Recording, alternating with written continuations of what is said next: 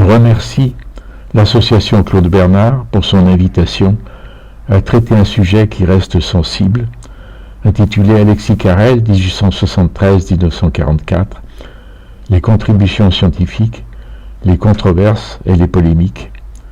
Je tiens à préciser que je n'ai pas de conflit d'intérêt en dehors de celui de la solidarité chirurgicale et à rappeler qu'Alexis Carrel était un grand admirateur de Claude Bernard. C'est un surprenant concours de circonstances qui a poussé Alexis Carrel à avoir un parcours marginal axé sur la recherche du perfectionnement technique. Le choix d'entreprendre des études médicales après l'école des Jésuites, le désir d'aller voir ailleurs après la déception dans le déroulement de sa carrière professionnelle, l'obstination dans la recherche d'une terre d'accueil qui lui permette de mettre en œuvre ses qualités personnelles, témoignait d'une personnalité singulière. Le déroulement de cette carrière, hors norme, entrecoupée par les 2 guerres mondiales, a impliqué plusieurs trajectoires professionnelles qui allaient avoir un retentissement planétaire. Alexis Carrel a toujours su d'où il venait et est resté attaché à ses racines. Ses origines sont à Sainte-Foy-les-Lyons, une commune située au sud-ouest de Lyon. C'est là qu'il naquit, le 28 juin 1873, sous le nom de Marie-Joseph Auguste Carrel-Billard, comme en atteste son extrait de naissance, qui mentionne la date du 29 juin, date de la déclaration à la mairie. Mais les généalogistes doivent être prévenus. Ni le prénom, ni le nom ne sont conformes. Ses parents étaient voisins dans le quartier des Terreaux. Marie-Joseph Carrel-Billard était l'aîné d'une fratrie de 3 enfants. Il avait un frère né en 1875 et une sœur née en 1876 qui était la cadette. Sa mère, Anne-Marie Ricard, était la fille d'un marchand de draps. Son père, Alexis Carrel-Billard, était fabricant de roinerie, une variété de toiles de coton ou de laine imprimée. La maison natale se trouve au centre de Sainte-Foy-les-Lyons et porte l'inscription Alexis Carrel, grande bâtisse bourgeoise. Elle offre par temps clair une vue dégagée sur la chaîne des Alpes. Son père, Alexis Carrel-Billard, décéda d'une pneumonie en 1878, alors que le jeune garçon avait 5 ans. Sa mère se trouva seule en charge de l'éducation des 3 enfants et dut déménager pour le 16 de la rue du Plat. En mémoire de son père, Alexis devint son prénom usuel à l'âge de 8 ans, en remplacement de Marie-Joseph Auguste. Aîné de la fratrie, le jeune Alexis acquit le sens des responsabilités. Les liens avec 3 oncles du côté maternel essayèrent de compenser l'absence de père. Au plan physique, Alexis était de petite taille, 1,65 m, avait des yeux verrons et présentait une myopie qui l'obligea rapidement à porter un binocle. Son éducation fut assurée par le collège des Jésuites de l'externat Saint-Joseph, rue Sainte-Hélène. Il obtint le baccalauréat de lettres en 1889 et de sciences en 1890, puis fit le choix d'entrer à la faculté de médecine. Il passa l'externat au 2e essai avec le rang 2e sur 57, le 17 octobre 1893. C'est au cours du second semestre d'été, alors qu'il était en stage à l'Anticaille, dans le service du docteur Lannoy, qu'eut lieu l'événement dramatique qui allait profondément marquer le milieu chirurgical lyonnais, l'assassinat du président Sadi Carnot. L'assassinat à Lyon du président Sadi Carnot par l'anarchiste Santé Geronimo Caserio eut lieu le 24 juin 1894. Le président était connu dans la région Rhône-Alpes pour avoir assuré dans sa fonction antérieure de polytechnicien ingénieur des eaux et forêts la régulation des eaux du lac d'Annecy. Il se rendait en calèche au Grand Théâtre, devenu l'Opéra, pour une représentation d'Andromaque par la Comédie Française. Le maire Antoine Gailleton avait une crise de goutte. Les dragons de la garde avaient reçu l'ordre de s'écarter de la calèche, contre toute logique, dans le climat de menace d'attentat, après que Sadi Carnot eut refusé d'accorder sa grâce à plusieurs anarchistes, dont Ravachol et Auguste Vaillant. À nouveau, contre toute logique, le blessé fut transporté à la préfecture, alors que l'hôpital de l'Hôtel-Dieu se trouvait à proximité. La seule tentative de traitement fut un débridement de la plaie et un tamponnement qui furent incapables de tarir l'hémorragie interne, laquelle conduisit au décès. L'autopsie allait révéler une plaie transfixiante du lobe gauche du foie et une double plaie de la branche droite de la veine porte par le poignard effilé de Caserio. Alexis Carrel, qui s'intéressait aux techniques de suture, se fit fort d'avoir le projet de relever le défi de réparer les plaies vasculaires en maîtrisant la technique de suture des vaisseaux, même si, avec le recul, dans le cas particulier du président Carnot, cette réparation aurait été particulièrement périlleuse. Sont figurés le poignard utilisé par Caserio et le trajet de la plaie du foie intubé par une sonde. 10 mois de service militaire, durée réduite en raison du décès du père, se déroule dans le 52e régiment d'infanterie des chasseurs alpins, dans les Hautes-Alpes, au col du Fréjus, marqué par des exercices d'entraînement, la pratique du ski et des raquettes. Le jeune chasseur alpin fait venir des skis de Norvège et se laisse pousser la barbe. Il revient à Lyon à l'automne 1895 et retrouve sa mère, qui a pris un appartement à proximité de la cathédrale Saint-Jean, au 26 quai de l'Archevêché, qui deviendra quai de la bibliothèque, puis quai Romain-Roland. Il réussit l'internat le 13 octobre 1896, avec le classement 14e sur 16. Les semestres d'internat se succèdent dans les services de chirurgie lyonnais, avec un passage agien en 1897. Le jeune interne opte très vite pour une orientation chirurgicale, ce qui l'amène à s'intéresser à la médecine opératoire et à fréquenter les laboratoires d'anatomie du professeur Jean-Léo Testu, en tant qu'aide d'anatomie puis de prosecteur. C'est là qu'il a l'occasion de déployer une surprenante habileté manuelle qui lui permet d'être attiré par la difficulté technique dans les dissections et les sutures. Tout en cherchant sa voie, l'idée de progresser dans l'anastomose des vaisseaux se dessine. Il prend en charge une conférence d'internat avec son ami Louis Galavardin pour la partie médicale. Madame Leroudier, artiste en broderie, était l'auteur d'un livre consacré aux techniques de broderie intitulé La broderie artistique. Et rue de Lyon, dans le quartier de la Croix-Rousse, porte toujours son nom, témoignage de sa notoriété. Alexis Carrel, jeune chirurgien, demanda à Madame Leroudier de perfectionner son habileté manuelle dans le but de s'entraîner à suturer des vaisseaux sur le cadavre et l'animal de laboratoire. Il acquit des aiguilles de dentelière et des fils de soie très fins auprès de la vieille mercerie en gros réputée des frères Assada, rue Jean de Tourne. La thèse de doctorat en médecine est soutenue le 11 juillet 1900. Elle a pour sujet le goitre cancéreux et représente une somme de 300 pages. Le président du jury est Antonin Poncet, assisté de Maurice Vallas. Les assesseurs sont Gabriel Nové-Josserand, Léon Bérard, Louis-Charles-Émile Lortet, doyen de la faculté, Alexandre Lacassagne, Ferdinand Crolas. La mention accordée est très bien avec éloge. Mathieu Jaboulet, chirurgien-major de l'Hôtel-Dieu, n'est pas membre du jury. Il ne faut pas s'étonner de son absence, puisqu'il ne sera nommé professeur qu'après le décès de Louis-Léopold Ollier, le 25 novembre 1900. La photographie représente Alexis Carrel barbu, aux côtés de son camarade d'internat Marius Karl. Le concours de circonstances a été la possibilité de travailler dans le laboratoire de thérapeutique du professeur Henri Soulier, père de son camarade d'internat Marcel Soulier, et de pouvoir collaborer avec le docteur Morel. Ce laboratoire offrait l'avantage majeur de disposer d'une animalerie. L'idée de Carrel est de progresser dans la suture des vaisseaux, à la suite de Mathieu Jaboulet, qui avait décrit le procédé de suture réversante.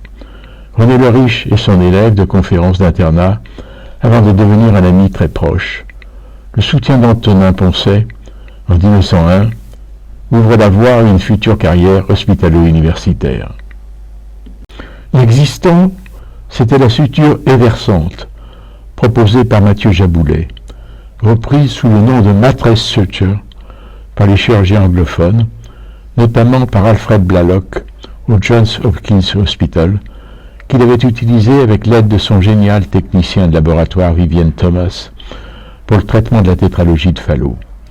Cette suture, réalisée par des points en U, a l'avantage d'adosser effectivement la paroi interne ou intima des vaisseaux, mais elle aboutit à un bourrelet plus ou moins grossier qui la rend inapplicable pour les vaisseaux de petit calibre à raison de son effet sténosant, c'est-à-dire de rétrécissement de la lumière vasculaire. L'objectif de la carrière professionnelle se précise et s'affirme. Réussir à la suture des vaisseaux là où les maîtres ont échoué. L'apprentissage de la technique est acquis. Le jeune interne disait volontiers « Maman m'avait appris à coudre ». La chirurgie doit être pratiquée comme la broderie, selon l'enseignement de Madame Leroudier. Elle nécessite le maniement d'instruments, de dentellerie, des aiguilles fines et des fils fins. Carrel essuie 2 échecs au chirurgicat, le concours qui donne accès à la chefferie de service dans les hôpitaux lyonnais. En 1901, le poste est attribué à Léon Bérard et en 1902 à Durand. 1902 est l'année décisive. Alexis Carrel a 29 ans. Il n'en peut plus d'attendre. Il décide de frapper fort et d'abattre son jeu. C'est la publication dans le Lion médical de l'article Princeps qui décrit la géniale technique de triangulation pour réussir une suture vasculaire. Il est parfaitement conscient de l'importance de sa découverte et de l'impact qu'elle va avoir dans le monde chirurgical. En introduction, il annonce « La méthode que je vais décrire est très simple. Elle convient également aux artères et aux veines, aux vaisseaux de gros ou de petit calibre. Elle respecte l'intégrité de la tunique endothéliale. L'anastomose présente une étanchéité absolue. Elle ne provoque aucune diminution du calibre du vaisseau. Elle permet de réaliser aussi facilement une réunion termino-latérale qu'une réunion termino-terminale. Son exécution est facile. Aucune des méthodes actuellement employées ne présente tous ces avantages. Par ces quelques lignes, il affiche sans aucune modestie la supériorité incontestable de sa technique sur toutes les autres méthodes, à la fois par sa simplicité et par son efficacité. La triangulation est devenue la base de la chirurgie vasculaire. Par 3 fils repères, elle transforme le cercle en triangle équilatéral.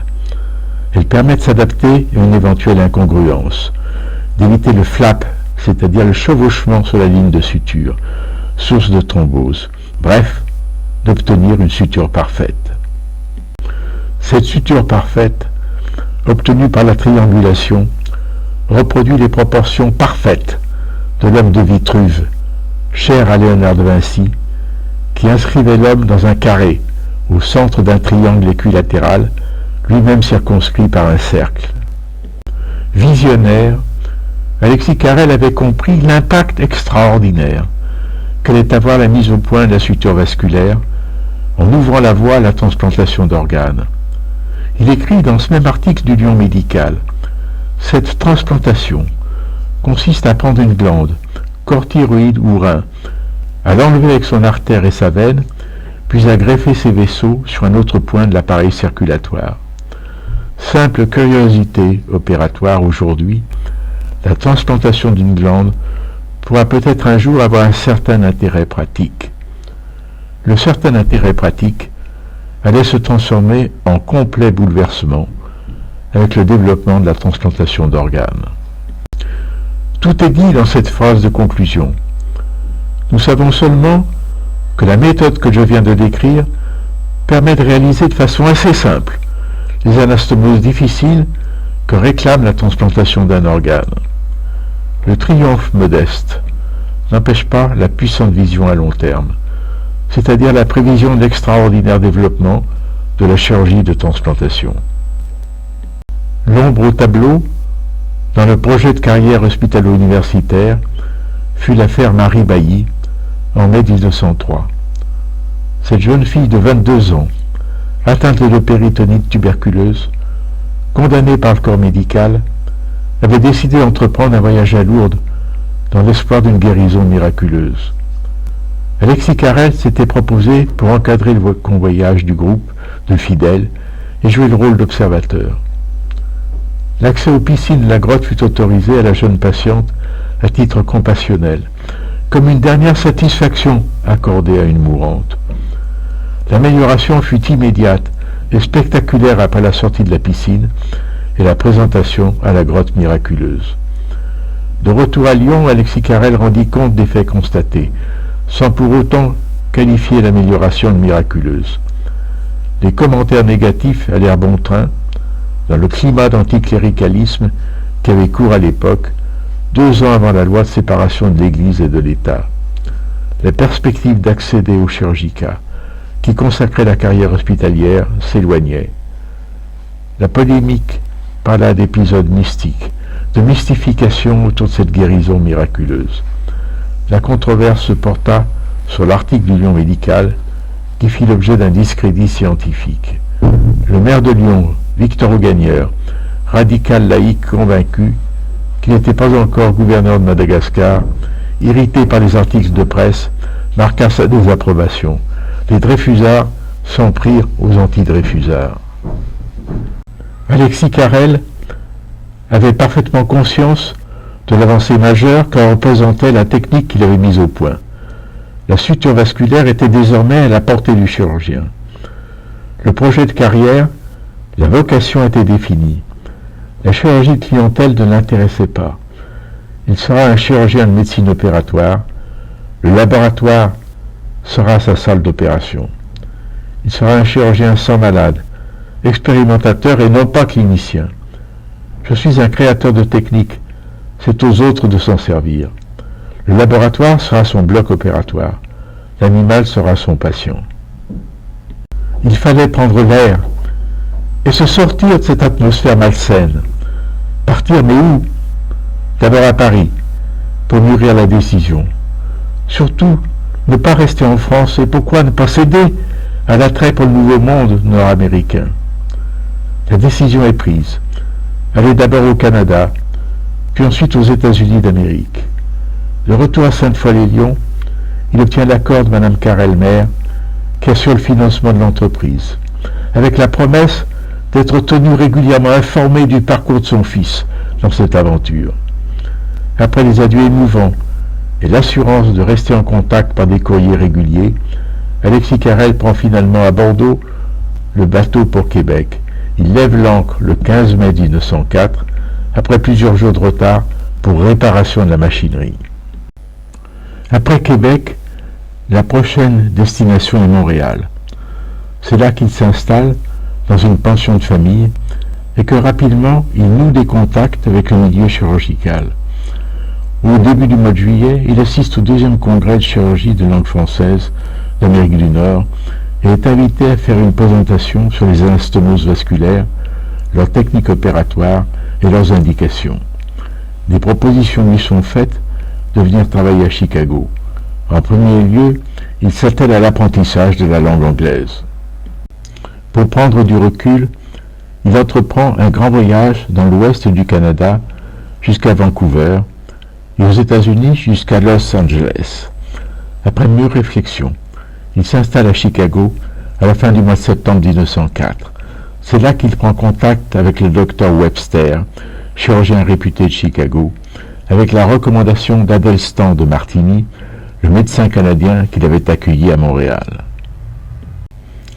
Carrel est engagé par l'Université de Chicago au Hull Physiological Laboratory, consacré à la médecine expérimentale, dirigé par le Dr George Neil Stewart, qui lui propose de collaborer dans ses recherches avec le Dr Charles Claude Guthrie. Les publications vont suivre, les transplantations d'organes vont être réalisées par les 2 opérateurs, telles que l'autotransplantation du rein au cou, greffé sur l'artère carotide et la veine jugulaire, l'utilisation de greffons veineux, le patching, l'anastomose terminolatérale avec patch, la conservation des vaisseaux par le froid, cold storage, des organes et surtout des vaisseaux pendant plusieurs jours est démontré.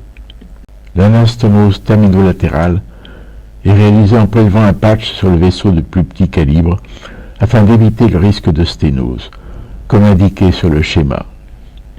En avril 1905, Carrel est invité à donner une conférence à la Johns Hopkins University de Baltimore par Harvey Cushing, l'un des maîtres de la chirurgie nord-américaine, qui l'héberge et se déclare très intéressé par les techniques proposées de chirurgie vasculaire. Au retour par New York, il fait la connaissance de Simon Flexner, le directeur du Rockefeller Institute for Medical Research, qui lui propose de venir travailler avec son équipe. Peu après son retour à Chicago, il apprend le 20 avril la triste nouvelle du décès de sa mère, atteinte d'une insuffisance rénale terminale. Des restrictions budgétaires à Chicago conduisent à une limitation d'expérimentation animale, au profit d'une augmentation de l'activité de publication sur les travaux expérimentaux.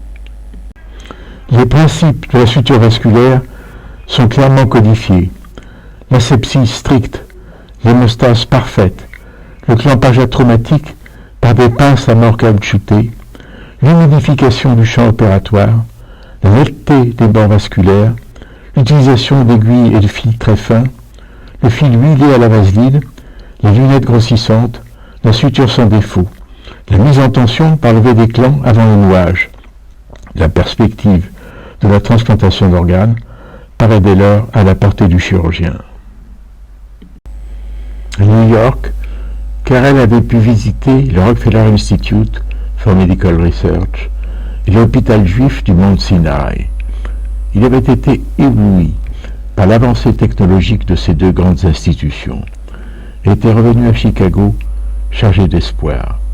Une année passa, au terme de laquelle il reçut l'annonce du 16 mai 1906 qu'il venait d'être nommé par le board, c'est-à-dire l'assemblée, des directeurs du Rockefeller Institute for Medical Research, pour occuper un poste de fellow. La prise de fonction était prévue en septembre 1906. Engagé officiellement comme fellow en octobre 1906, Alexis Carrel dispose d'un véritable laboratoire de chirurgie expérimentale. Il est installé dans des locaux spacieux, sous la protection toujours bienveillante et efficace de Simon Flexner en tant que directeur. Il franchit rapidement les étapes, devenant membre associé en 1910, avant de devenir membre titulaire après 1912. En plus du développement des techniques de chirurgie vasculaire et de transplantation d'organes, il introduit des notions fondamentales sur le décalage entre la mort cérébrale et la mort des organes, la conservation des organes par le froid, la possibilité d'autotransplantation d'organes tels que le rein en 1908, de réimplantation d'un membre. Il met en évidence la réaction de rejet après transplantation d'organes à partir d'un donneur. En 1909, le professeur Samuel Pozzi, célèbre chirurgien parisien, répond à l'invitation d'Alexis Carrel de venir visiter son laboratoire. La visite a lieu le 6 août et Samuel Pozzi est impressionné par les démonstrations opératoires, suture vasculaire, transplantation rénale. De retour en France, il rend compte de sa visite en présentant une communication à l'Académie de médecine intitulée « Nouvelles expériences de suture des vaisseaux, de transplantation des organes et greffe des membres ». Bien que révolutionnaire, cette communication ne déclenche qu'une réaction polie de la part de l'auditoire. Les mémoires de l'Académie de médecine rendent compte de la communication de Samuel Pozzi. La conclusion concerne la prudence à observer face à l'extraordinaire potentiel des transplantations d'organes et la résistance de Carrel aux propositions hasardeuses de transplantation intempestive, de remplacement d'un bras amputé ou de greffe rénale à partir d'un condamné. Les réactions de l'auditoire n'ont pas été publiées. Carrel est maintenant persuadé qu'il faut aller plus loin dans la compréhension des mécanismes biologiques pour comprendre le phénomène de rejet. Il décide de s'intéresser aux cultures cellulaires. Les précurseurs sont Peyton Roos, qui travaille lui aussi au Rockefeller Institute et a réussi à cultiver les cellules du sarcome de poulet. L'autre pionnier est Ross Granville Harrison, qui est à la Johns Hopkins University, puis à la Yale University, et a réussi à cultiver les cellules nerveuses de grenouilles dans un milieu de lymphe. Carrel propose à un jeune chercheur, Monrose Thomas Barrows, de venir travailler dans son laboratoire, et celui-ci a l'heureuse idée de remplacer la lymphe par le plasma. Les publications vont suivre. La plus spectaculaire et la plus médiatisée et la mise en culture de cellules embryonnaires de cœur de poulet qui continuent à battre à 92 pulsations par minute.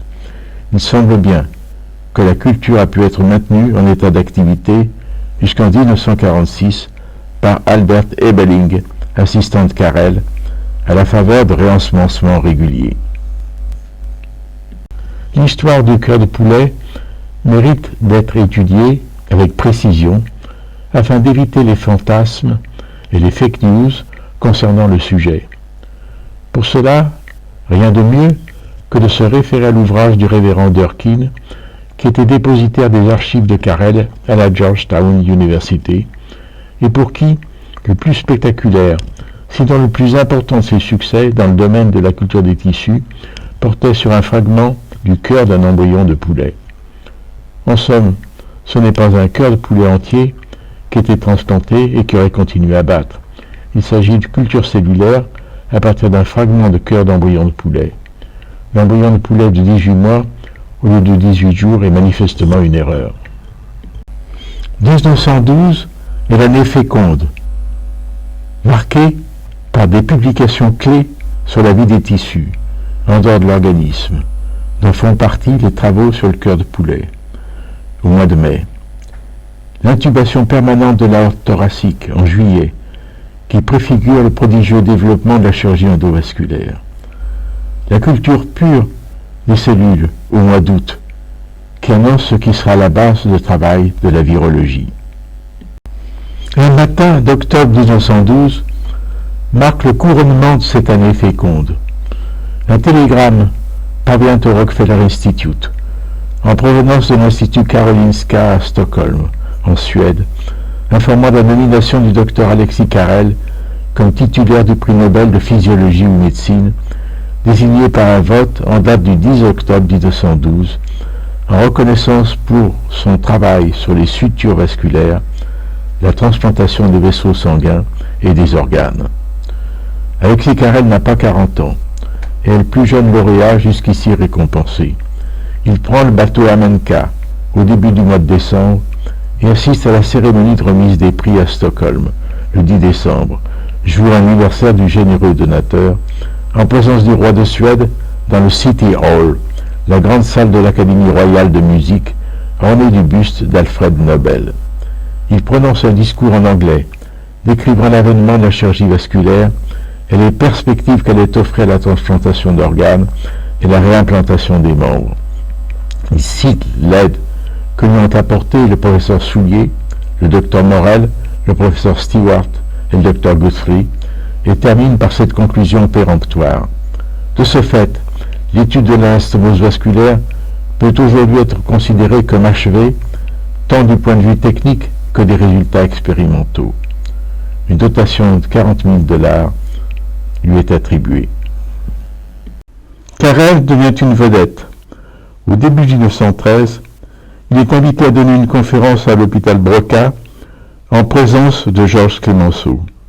En France, l'attribution du prix Nobel à un Français vivant en Amérique est commentée dans la presse, mais cette attribution prestigieuse n'a pas grand retentissement.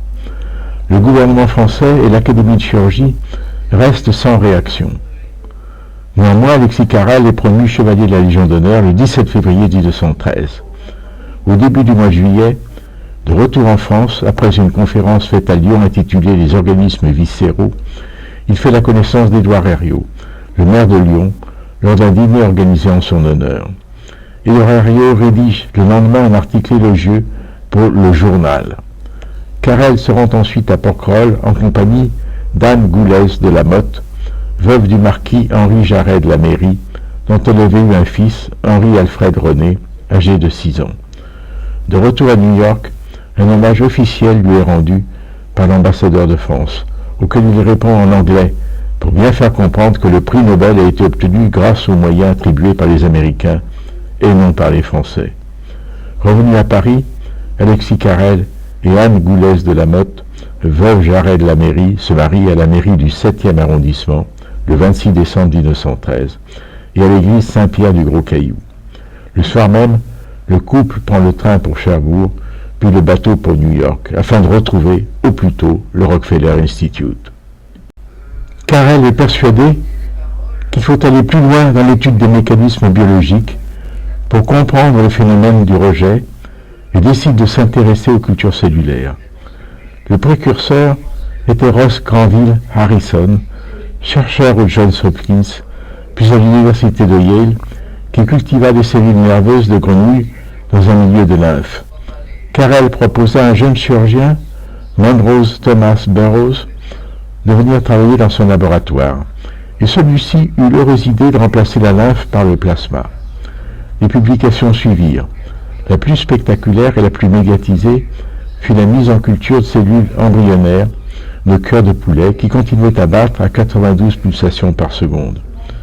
Néanmoins, plusieurs visiteurs émirent des doutes sur la réalité de ces cultures cellulaires, ne parvenant pas à obtenir des résultats aussi spectaculaires, arguant du fait que ce qui est vrai est ce qui est vérifiable, et évoquant l'hypothèse de réensemencement à intervalles réguliers de ces cultures, ce qui semblait être une pratique usuelle dans le laboratoire.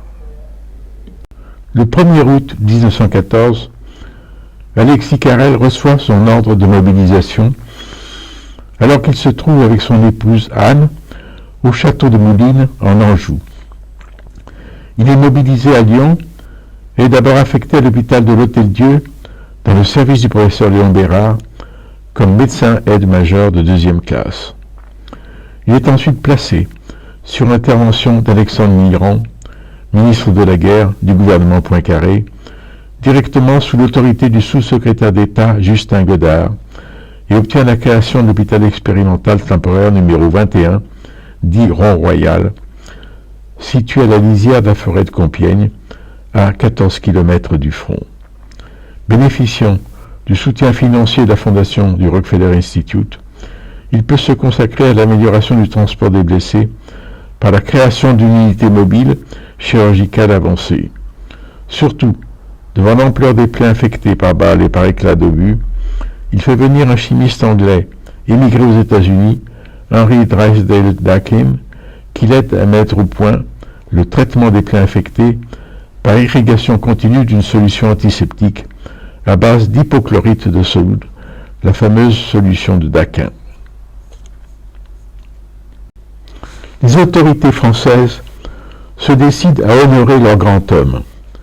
Le 5 novembre 1915, le médecin-major Carrel est promu officier de la Légion d'honneur, puis le 12 juillet, Justin Godard, sous-secrétaire d'État à la guerre, lui remet la rosette de commandeur. Le désastre survient dans la nuit du 22 au 23 mars 1918. L'hôpital de Rond-Royal est bombardé en pleine nuit. Les blessés sont évacués dans un nouvel hôpital situé à Noisiel, à l'est de Paris.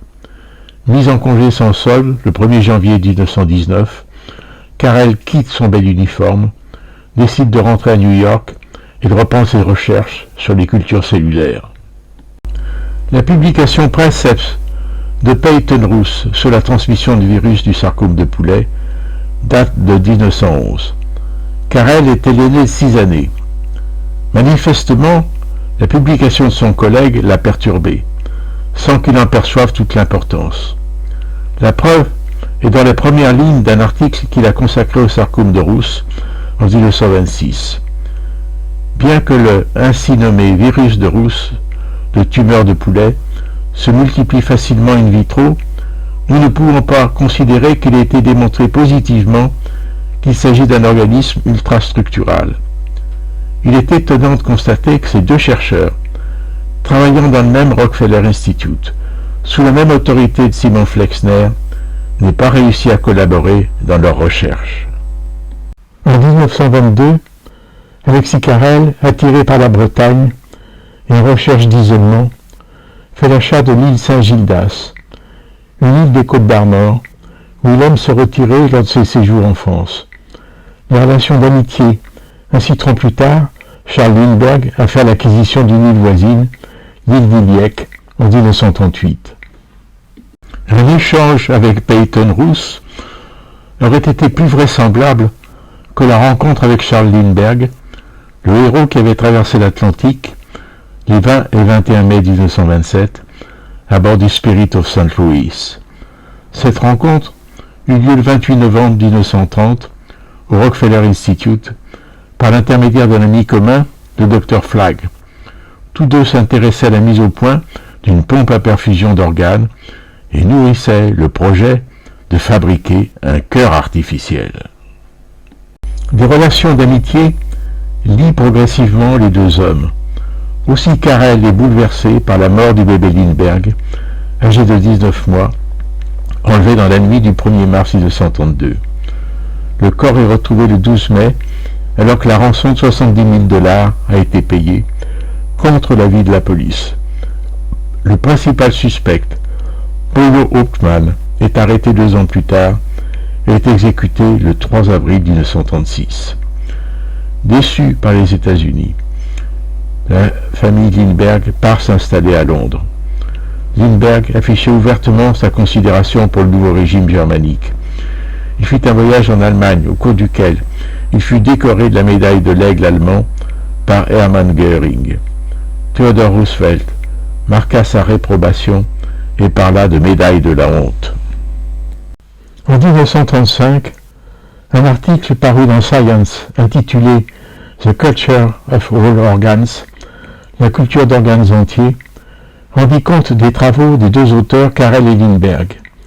Cette parution fut suivie d'un ouvrage écrit en anglais, non traduit, portant le même titre, publié en 1938, avec un important retentissement médiatique, comme en atteste la couverture du Time du 13 juin 1938. L'appareillage mis au point par le duo Karel-Lindbergh n'était rien moins qu'une préfiguration des machines à perfusion normothermique qui allaient connaître un large développement en transplantation d'organes. En 1935, poussé par ses amis américains, les philosophes du Century Club, Karel publie un livre dans lequel il résume ses vues sur l'unicité de l'homme et la philosophie du vivant. Écrit directement en anglais et en français, à la fois aux États-Unis, à Saint-Gildas et à Saint-Martin-Haut, l'ouvrage sera publié aux États-Unis sous le titre de Man the Unknown et en France sous le titre de L'homme c'est inconnu par les éditions Plomb. Il s'agit d'un livre de réflexion avec des idées forces et autant de constats suivis d'avertissements par un lanceur d'alerte. La complexité de l'être humain, l'inexorable dégénérescence de la race humaine, le frein de la sélection naturelle par les grands cataclysmes et les épidémies, l'absence de possibilité de sélection intentionnelle telle qu'on peut la réaliser sur une portée de chiots. Parmi les remèdes proposés se trouve l'eugénisme considéré comme indispensable, la sélection des enfants à haut potentiel, la construction d'une élite entreprenante, le concept d'aristocratie biologique et de biopouvoir est avancé. Entre 1935 et 1939, L'homme c'est inconnu sera traduit dans 20 langues différentes. Il s'en vendra plusieurs millions d'exemplaires, dont plus d'1 million en France. Karel est alors au sommet de la célébrité. En 1936, il est nommé membre de l'Académie des sciences pontificales.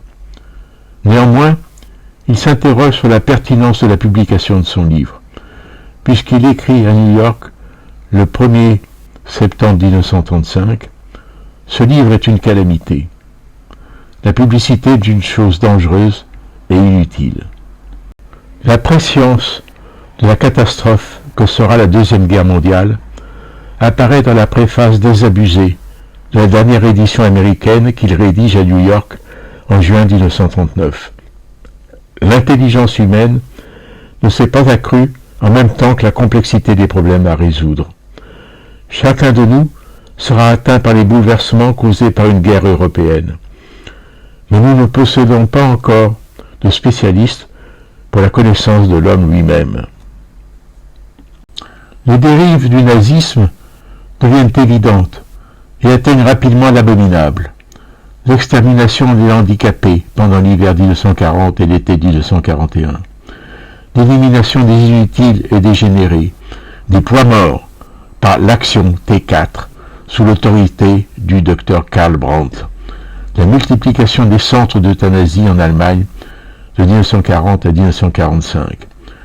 Le livre est conçu comme une préfiguration de la Shoah, une apologie de la sélection des élites, les enfants parfaits nés dans les Lebensborn d'Himmler, un plaidoyer pour l'implication du corps médical dans l'amélioration de la race humaine, par l'eugénisme déployé à grande échelle. 65 ans est l'âge limite au Rockefeller Institute. La 65e année écoulée, Carrel, né le 28 juin 1873, est mis à la retraite le 28 juin 1939. Son laboratoire est fermé le 30 juin. Le 12 juillet, c'est le retour en France, à bord du paquebot Île-de-France. Il va pouvoir trianguler entre Saint-Gildas, Paris et Saint-Martin-en-Haut, où le château de la Bâtie a été loué jusqu'en 1942. Il a besoin d'ordre et opère un glissement idéologique envers la promotion de l'alliance franco-allemande, puisqu'il adhère au PPF, le Parti populaire français, de Jacques Doriot, en 1938. C'est à ce moment-là que le gouvernement de Vichy propose à Carrel de mettre sur pied une organisation qui s'occuperait de la place de l'homme dans la société. Rapidement, l'idée prend forme sous l'intitulé de Fondation française pour l'étude des problèmes humains. Après une entrevue avec le maréchal Pétain à Vichy le 16 mars 1941, Carrel donne son accord pour occuper la fonction de régent, et non pas de directeur, à la tête de cette fondation. La loi du 14 janvier 1942 officialise la création de la fondation. Le siège social est situé à la fondation Rockefeller, 20 rue de la Baume, dans le 8e arrondissement, mais les locaux vont être dispersés dans tout Paris, ainsi que dans le château des Brully, à Vilaine-sur-Seine, en Seine-et-Marne. La délégation administrative est accordée à un juriste, François Péroux, qui a une conception très hiérarchique de la recherche médicale. Selon Raymond Soupeau, le biographe de Carrel, la fondation soit notamment à l'origine de la loi du 23 juillet 1942, instaurant la médecine du travail, le certificat de santé prénuptiale et le livret scolaire. Mais, toujours selon Raymond Soupeau, son œuvre est beaucoup plus considérable. Analyse démographique, études pionnières sur la nutrition, travaux sur l'habitat, enquête par sondage, etc. La Fondation donnera naissance à l'Institut national d'études démographiques, INED, mais à la suite de profonds désaccords avec le régent sur la gestion de la Fondation. François Péroux donne sa démission à la fin de l'année 1943. Pour Carrel, la fin du parcours approche. L'année 1943 est marquée par la survenue de problèmes de santé. Alors qu'il se trouve au mois d'août à Saint-Gildas, un épisode d'insuffisance cardiaque justifie un retour précipité à Paris. Il décline la proposition d'occuper le portefeuille de la santé publique, puis d'ambassadeur de France à Berne. Un deuxième épisode d'insuffisance cardiaque survient en août 1944, que les tonies cardiaques ne parviennent pas à contrôler. Des accusations de collaboration sont portées, alimentées en partie par François Péroux. Alors que la bataille pour la libération de Paris est en cours, Alexis Carrel est suspendu de ses fonctions par un décret de Louis Pasteur-Valéry Radeau en tant que secrétaire général du ministre de la Santé du gouvernement provisoire de la 4e République. Le même Louis Pasteur-Valéry Radeau avait câblé à Alexis Carrel le 5 décembre 1935 un message de félicitations avec la mention « Livre admirable ». François Péroux laisse même entendre que des comptes seront à rendre à une commission d'épuration. Le décès est constaté dans la nuit du 4 au 5 novembre 1944 au domicile particulier, 54 avenue de Breteuil, dans le 7e arrondissement. Les obsèques se déroulent le 9 novembre, sans musique et sans représentants officiels du gouvernement français. En revanche, sont présents les représentants des États-Unis, du Royaume-Uni, du Saint-Siège, qui entourent la famille et les membres de la Fondation. L'inhumation a lieu provisoirement au cimetière du Père-Lachaise, puis le cercueil sera transféré à l'oratoire installé sur l'île Saint-Gildas. Les polémiques post-mortem se traduisent par un Carrel bashing immédiat, sous forme de bulletins radiophoniques annoncés à 12h, 13h et 14h. Le docteur Carrel, recherché par la police, serait mort, jusqu'à ce qu'un correctif soit enfin diffusé à 19h, Contrairement à ce que nous avons annoncé précédemment, le docteur Alexis Carrel est mort ce matin d'une crise cardiaque en son domicile parisien. Plusieurs ouvrages seront publiés de façon posthume sous le nom d'Alexis Carrel. Mais manifestement, tous portent la marque d'Anne Carrel, qui semble avoir fait plus une réécriture qu'une simple relecture des manuscrits. Réflexion sur la conduite de la vie, la prière, le voyage de Lourdes. Il est difficile de faire la part de vérité dans la célébration du grand homme par une épouse à la recherche de culte hagiographique de la pensée profonde, plus que d'une retranscription appliquée des œuvres tardives de son mari. Les prolongements de la Fondation se retrouveront dans la création de plusieurs organismes. La médecine du travail, par la loi du 31 octobre 1941, l'inspection médicale du travail et le comité permanent de la médecine du travail, par la loi du 28 juillet 1942, la création de services médicaux sociaux dans les entreprises, l'Institut national d'études démographiques, INED, et d'une manière générale, le développement des sciences sociales et humaines. Plusieurs commémorations et médailles vont honorer le centenaire de la naissance de Carrel. Une journée est consacrée à sa mémoire par l'Académie des sciences, belles-lettres et arts de Lyon, à la Fondation Bulukian, le 20 octobre 1996. Malheureusement, les actes de ce colloque n'ont pas été publiés. Ces commémorations vont honorer la légende dorée de Carrel le savant, telle qu'on la retrouve dans la biographie de Joseph Durkin, père jésuite, professeur d'histoire à l'université de Georgetown, en 1965 aux États-Unis et en 1969 chez Fayard, avec une traduction libérale du titre anglophone. Par ses découvertes, il se trouvait à un degré inimaginable en avance sur son temps. Ses travaux ont été ignorés par les générations qui l'ont suivi, à un degré presque incroyable. Pour réparer cette injustice qui dure depuis trop longtemps. Les controverses vasculaires ont été les moins agressives. L'apport essentiel de Carrel en matière de chirurgie vasculaire et de transplantation d'organes étant difficilement contestable. Les attaques ont porté sur l'expérimentation animale, à propos de laquelle il a fallu attendre la directive européenne du 22 septembre 2010 pour en contrôler la pratique, la non-reconnaissance du rôle précurseur de Mathieu Jaboulet, qui n'a pas été évoqué dans le discours de réception du prix Nobel, puisque les seuls noms cités ont été ceux du professeur Soulier, du docteur Morel, du professeur Stewart et du docteur Guthrie. Les controverses que l'on pourrait qualifier de cellulaires ont été beaucoup plus violentes. Elles ont d'abord concerné la fameuse limite de Helflich, du nom de Leonard Helflich, scientifique américain décédé le 1er août 2024, qui a limité une cinquantaine le nombre de mitoses possibles de la part de cellules humaines différenciées non cancéreuses, dans une publication de 1961. Ensuite, un biologiste britannique, Jean Witkowski, a dénoncé le mysticisme des cultures cellulaires dans un article de 1979, puis un autre de 1980, en reprochant le mythe des cultures immortelles. En avançant l'hypothèse la plus probable du réensemencement régulier des milieux de culture, et en reprochant la difficulté, voire l'impossibilité de reproduire les expériences de Carrel et le charabia ou mambo-jumbo des explications. Le même John Witkowski écrit qu'il est paradoxal que les cellules dites immortelles soient si intimement associées au nom de Carrel qu'il les a cultivées pendant 6 mois, plutôt que celui d'Ebeling qui, lui, les a cultivées pendant 34 années. C'était, dit-il, le résultat de la soif de grandeur de Carrel.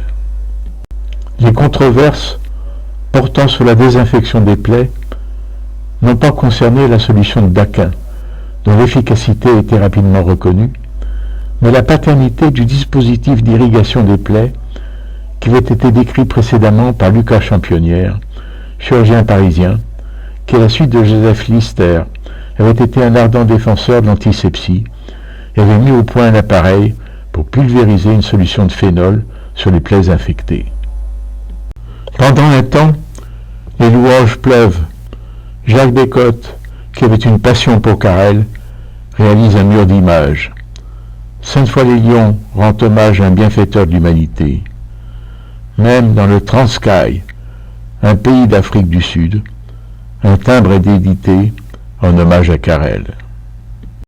Mais, comme prévu, le culte hagiographique de la mémoire déclenche une riposte qui va vite devenir virulente. Anne Carrel est considérée comme une menthe religieuse, grande prêtresse des rites obscurs. Les œuvres posthumes sont dénoncées par Claude van der Putten.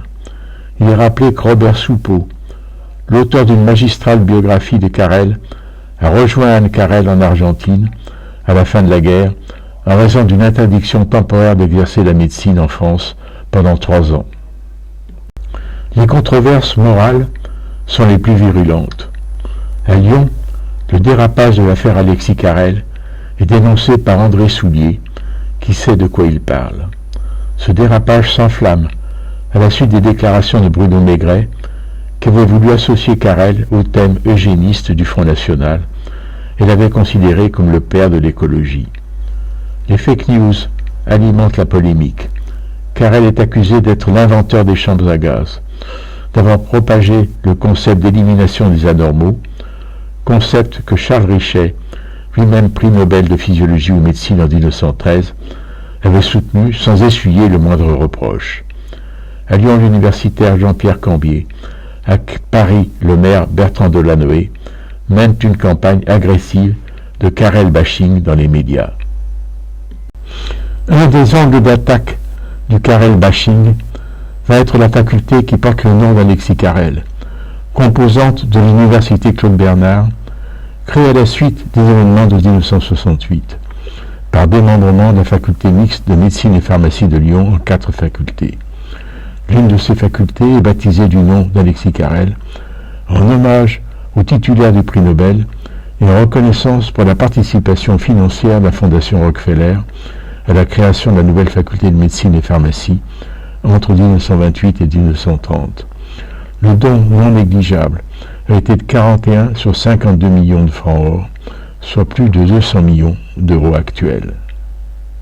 Les attaques se succèdent entre 1969 et 1995. La première contestation est celle de Jacques Brière, médecin nucléaire communiste, membre du conseil d'administration de la faculté. Arrivent ensuite les campagnes de presse avec le manifeste de Jacques Cambier dans Lyon Libération le 22 novembre 1991. Les qualités de Carrel, chirurgien génial, nous ont aveuglés. Il fut un précurseur du nazisme et des chambres à gaz. 5 jours plus tard est réuni un conseil extraordinaire de la faculté. Une commission de 7 experts renommés, avec mission de rendre son rapport en début d'année prochaine. Les 7 experts de la commission sont 3 membres de l'université Claude Bernard, 3 historiens, un politologue. Les rapporteurs sont Bernard Comte, un historien, et Alain Drouard, un écrivain, chercheur au CNRS, qui sera auteur d'une biographie de Carrel parue en 1995. Après lecture du rapport, le conseil de faculté, réuni le 16 décembre 1992, décide d'ajouter à l'intitulé de la faculté la mention « Prix Nobel de physiologie ou médecine ».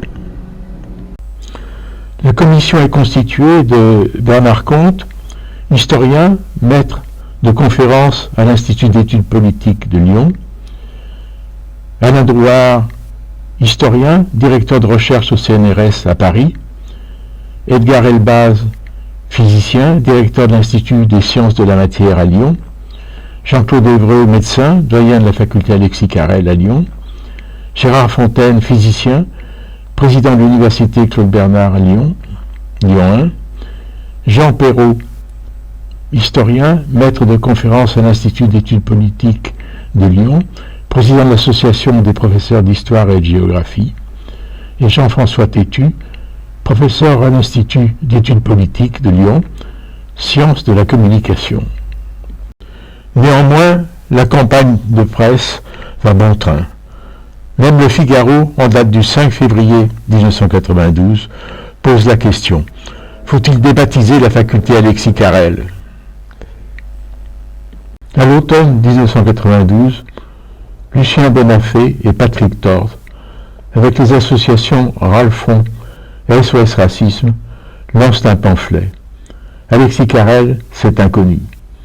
Il est découvert un appel de soutien à Jacques Doriot, daté de mars 1938. Ancien communiste, Jacques Doriot était le fondateur du mouvement fasciste, le Parti populaire français ou PPF. Le 27 novembre 1995, la situation n'est plus tenable. Dans une réunion du conseil de faculté, 32 voix sont pour le changement de nom, 2 sont contre, et il y a 2 abstentions. Le 27 janvier 1996, le même conseil officialise le changement de nom de la faculté, qui prend le nom de René Théophile Hyacinthe Laënnec. Voici le procès-verbal du vote du conseil de faculté, réuni le 27 novembre 1995, qui se termine par un vote à bulletin secret. Plusieurs noms sont proposés pour remplacer celui de Carrel. Finalement est retenu celui de René Théophile Hyacinthe Laënnec, inventeur du stéthoscope qui porte son nom. La presse se fait immédiatement l'écho du changement d'intitulé de la faculté. Laënnec détrône Carrel. Université Lyon 1, exit Carrel. Rien n'arrête le verbashing. La rue Carrel à Compiègne, que le maire ne voulait pas débaptiser, est appelée rue de la honte. La contagion de la débaptisation gagne les villes, les unes après les autres, à Lyon comme ailleurs. Carrel est considéré comme interdit de séjour dans le 8e arrondissement de Lyon. Henri Ours, qui est en charge des archives municipales, s'estime horrifié par la lecture de L'homme c'est inconnu. Livre nazi qui affirme un certain nombre de sottises. Alexis le génie est déboulonné de son piédestal. En 1953, Anne Carrel fait don à l'université jésuite de Georgetown de la totalité des archives Carrel. Elle a toujours bénéficié du soutien de Charles Lindbergh, jusqu'à sa mort en Argentine en 1968. Le révérend père, commissionnaire, archiviste, historien, Joseph T. Durkin, a été chargé de veiller sur le fonds Carrel jusqu'à son décès en 2003, à l'âge de 100 ans. Le Carrel bashing est consommé. Carrel est associé aux Frères Lumière, à l'ombre du dictateur. Tout y passe. La critique de l'eugénisme et la sélection des enfants de bonne qualité. L'invention des chambres à gaz. Le débaptême des rues. À Lyon, la rue Carrel devient la rue Berthier-Albrecht. En 1990 est promulguée la loi Guesso, réprimant le racisme et l'antisémitisme. Les comités anti-Carrel se constituent, ainsi que des colloques anti-Carrel. Les fake news se multiplient. Carrel aurait été dirigé les hôpitaux psychiatriques. La mort carrélienne est annoncée. Les opinions discordantes s'expriment dans la presse à large diffusion et dans les revues spécialisées. Alexis Carrel ou la science sans conscience. Un membre correspondant de l'Académie des sciences, Félix-André Nisnard, est obligé de publier un article rétablissant la vérité sur le retour en France d'Alexis Carrel et son séjour en France de 1941 à 1945. La réhabilitation tardive a fait l'objet de plusieurs articles de presse par Chantal Sisteron, le médecin général Camelin, André Mur. Le seul édifice lyonnais portant encore le nom de Carrel est l'Institut Carrel au 119 de la rue Boileau, dans le 6e arrondissement, qui s'occupe de formation dans différents corps de métier. Plusieurs réflexions viennent à l'esprit pour essayer de comprendre la trajectoire d'Alexis Carrel, qui a été couronné par l'attribution du prix Nobel. Très tôt, Carrel a eu le seul objectif de chercher pour trouver, sans s'embarrasser d'avoir une autre activité que ses travaux de recherche. D'emblée, il a pris le parti d'être et de rester un homme de laboratoire et de laisser aux cliniciens le soin de mettre en œuvre ses découvertes. Rapidement, il a compris la nécessité d'en savoir plus sur les phénomènes biologiques pour réussir à progresser. Il a également compris que ces travaux auraient leur pleine application dans un proche avenir, sans savoir que 2 découvertes fondamentales allaient transformer la situation après autant d'occasions ratées. La première de ces découvertes fut l'identification d'un composé aux propriétés anticoagulantes par un jeune étudiant en médecine, J. McLean, en 1916, au Johns Hopkins Hospital. Identification reprise en 1918 par son patron William Rowell, qui lui donna le nom d'héparine. De façon surprenante, Carrel, qui avait les meilleures relations avec le Johns Hopkins Hospital, n'a pas été informé de cette découverte occultée, et les premiers essais cliniques n'ont pas lieu avant 1937. La deuxième découverte fondamentale, qui surviendra plus tard, fut l'avènement des immunosuppresseurs qui allaient transformer le contrôle des phénomènes de rejet et permettre l'essor des greffes d'organes. Le sirolimus, ou rapamycine, extrait du sol de l'île de Pâques en 1975, la cyclosporine, extraite du sol norvégien en 1980, puis le tacrolimus, extrait du sol japonais en 1987. Carrel a toujours eu une propension à la vie spirituelle, héritage de son éducation par les jésuites. Une tendance carrément mystique est décrite par le père Durkheim dans son livre intitulé en anglais Alexis Carrel, On Man and Society, dont la traduction française très décalée est Alexis Carrel, savant mystique.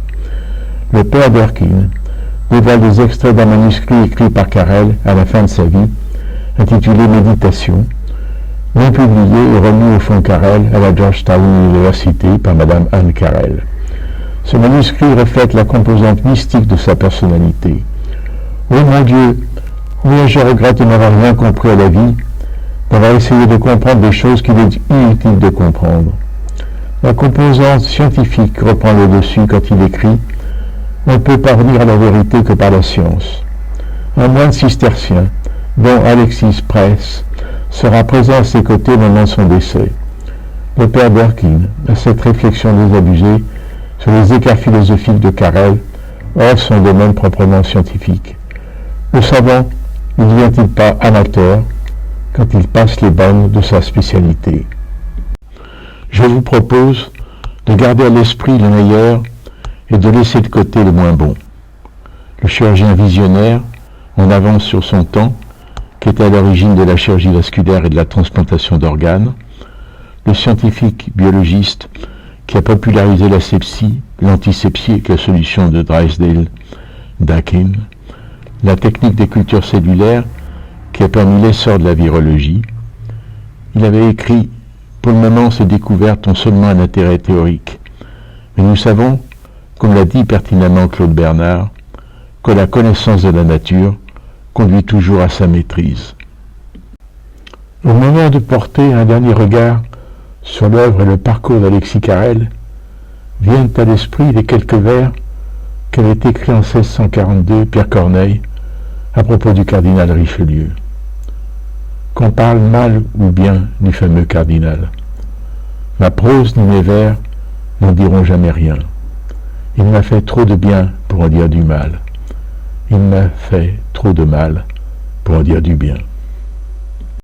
Les principales biographies consacrées à Alexis Carrel ont été écrites par le docteur Robert Soupeau, 1892-1975, chirurgien des hôpitaux de Paris, le père Joseph Durkheim, 1903-2003, professeur d'histoire de la pensée américaine à l'université Georgetown de Washington, le docteur Angelo May, 1913-1995, chirurgien cardiaque, et son épouse Alice May, Jean-Jacques Antier, 1928-2023, journaliste et écrivain, Alain Drouard, directeur de recherche au CNRS, agrégé d'histoire, né en 1942.